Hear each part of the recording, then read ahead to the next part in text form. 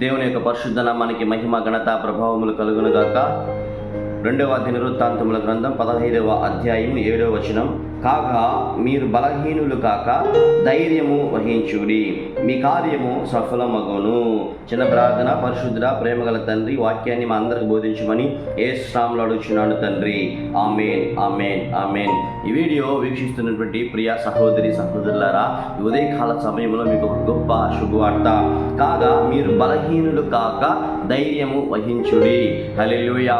ఏ విషయము జరగలేదని, ఏ కార్యము మీకు సఫలం కాలేదని బలహీనులుగా కూర్చుని ఉన్నారో నాకైతే తెలియదు. ఆత్మదేవుడి ఉదయకాల సమయంలో మీతో ఏం పలుకుతున్నాడో తెలుసా? ధైర్యం వహించుడి, మీ కార్యము సఫలమగును. హల్లెలూయా. ఏ కార్యము జరగకుండా ఉందో, ఏ యొక్క కార్యం ఇంకా సఫలం కాకుండా ఉందో, మీరు తలపెట్టినటువంటి పని ఏది ఇంకా పూర్తి కాకుండా ఉందో నాకైతే తెలియదు. కానీ ఆత్మదేవుడి ఉదయకాల సమయంలో మీ కార్యము సఫలం చేయుటకు సిద్ధంగా ఉన్నాడండి. ధైర్యము వహించండి, భయపడవద్దండి. బైబిల్ గ్రంథం మీకు సాక్ష్యం పలుకుతూ ఉంది. బైబిల్ గ్రంథంలో అనేక భక్తులు, అనేక ప్రవక్తలు, అనేక దీర్ఘదర్శకులు అనేటువంటి వారు దేవుని వలన కార్యం సఫలం చేసుకున్నవారు మనము అనేక పర్యాలు చూస్తున్నాం.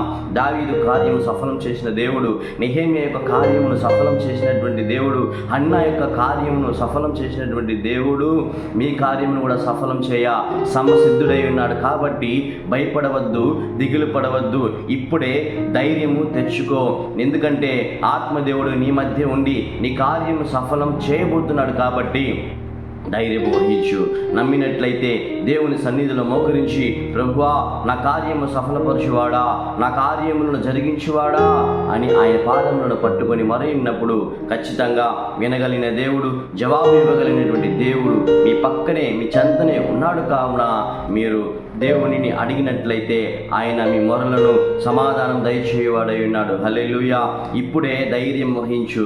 ఏ విషయంలో నీవు బలహీనులుగా ఉన్నారో, ఏ విషయంలో నీవు బలహీనురాలుగా ఉన్నావో ఆ విషయంలో అన్నింటిలో నుంచి నీవు ధైర్యం తెచ్చుకొని లేచినప్పుడు ఆత్మదేవుడు మీ మధ్య కార్యము సఫలం చేయునుగాక. హల్లెలూయా. కార్యం సఫలం చేసే దేవుడు మన మధ్య ఉండగా మనకెందుకు దిగులు? కార్యం సఫలం చేసే దేవుడు మన మధ్య ఉండగా మనకెందుకు భయము? దయచేసి దిగులు పడవద్దు, భయపడవద్దు, బలహీనులు కావద్దు. యేసు నామములో ఇప్పుడే మీ యొక్క కార్యములన్నీ ఆత్మదేవుడు సఫలపరచునుగాక. దేవుడి వాక్యమును మీకును మీ హృదయములకు సమాధానం కలుగు చేయునుగాక. ఆమేన్, ఆమేన్, ఆమేన్.